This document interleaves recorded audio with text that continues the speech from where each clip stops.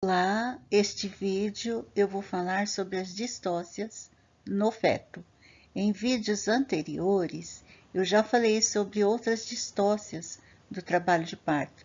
Então, já foi feito vídeo sobre distócia funcional, distócia óssea, distócia durante o trabalho de parto, que pode ser encontrada no partograma, já vários vídeos sobre distócias. E do feto especificamente eu não tenho falado. Então vamos aí em frente com esse vídeo. Eu sou professora de enfermagem obstétrica.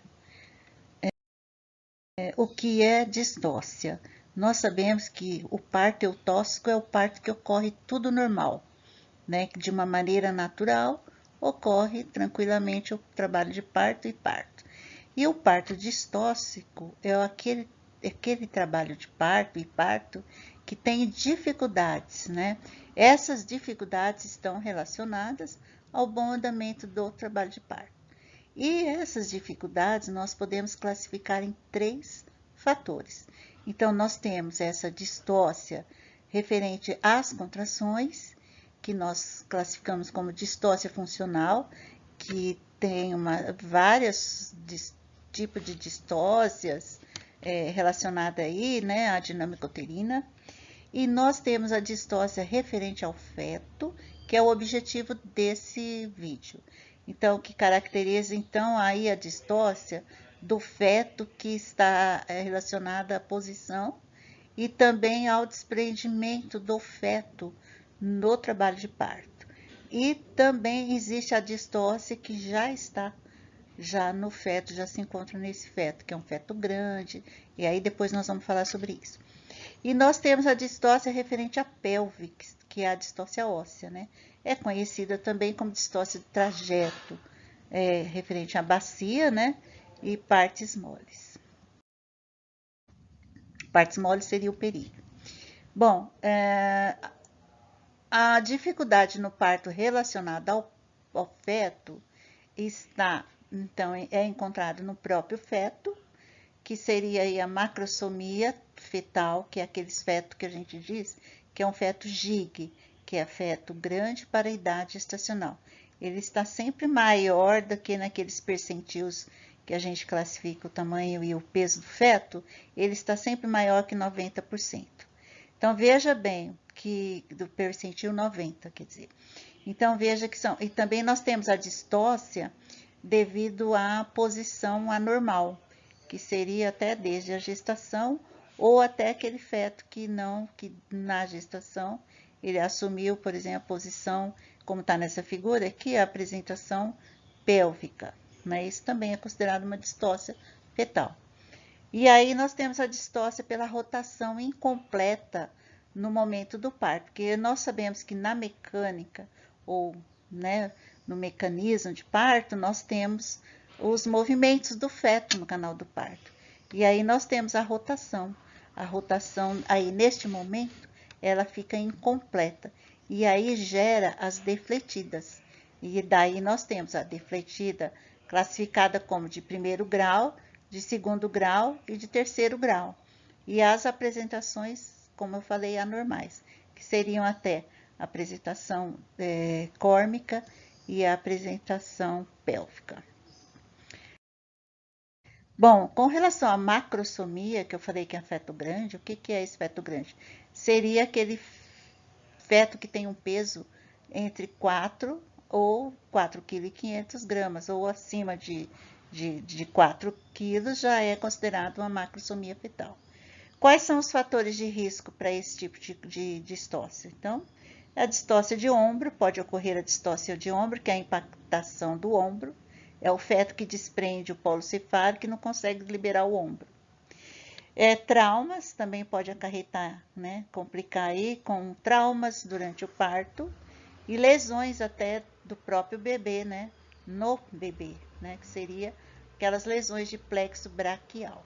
Aqui eu tenho uma figura de um feto que está numa apresentação e uma variedade occipita esquerda posterior. Essa também é um feto posterior, essa também é uma variedade que dificulta, no bom andamento do trabalho de parto, porque ele demora muito para fazer os movimentos de rotação. Ele está bem longe aí do occipito pubis, que é a melhor posição para desprendimento do polo cefálico. E o que fazer, né, em caso de distócias? Há distócias que não é possível ser revertida, mas também existem aquelas que podem ser prevenidas, como por exemplo, uma distócia de ombro. É possível sim realizar algumas manobras para que o ombro que está impactado se solte.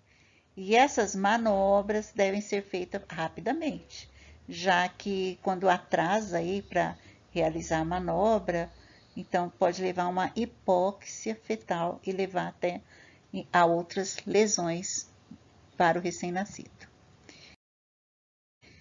Uma DCP, que é a desproporção céfalo-pélvica, não é possível reverter. Existem dois tipos de DCP. A DCP absoluta, que é essa que eu estou falando que não é possível reverter. Então, tem que fazer já o diagnóstico mais precocemente possível e indicar aí uma cesariana, que o médico lá do plantão vai sim indicar uma cesariana, ou o médico do pré-natal também.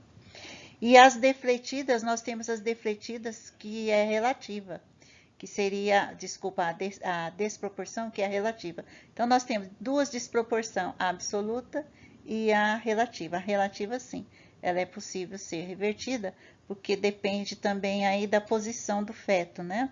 Que faz essas defletidas. Então, é possível reverter quando modifica a posição da parturiente. Então, como que é feito o diagnóstico de distócia?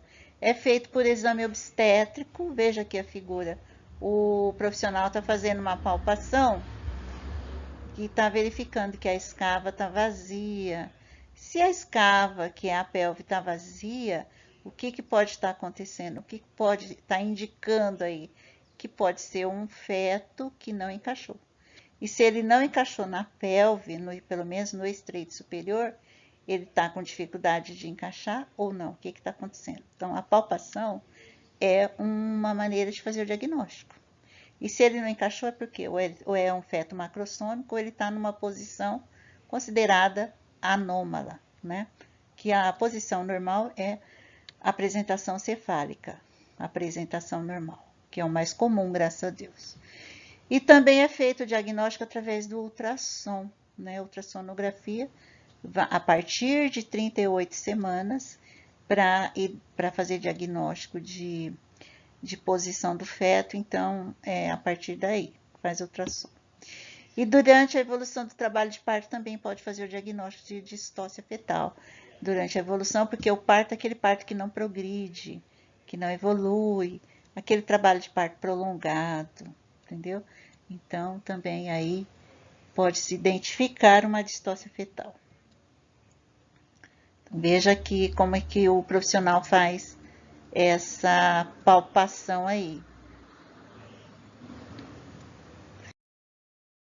Aqui eu tenho uma distócia, olha, uma apresentação pélvica com a variedade sacro esquerda posterior. Olha, tá o sacro do feto, ele está voltado para a sinostose sacroiliaca materna e do lado esquerdo, então ela é uma SEP, né? Então é considerado uma distócia fetal.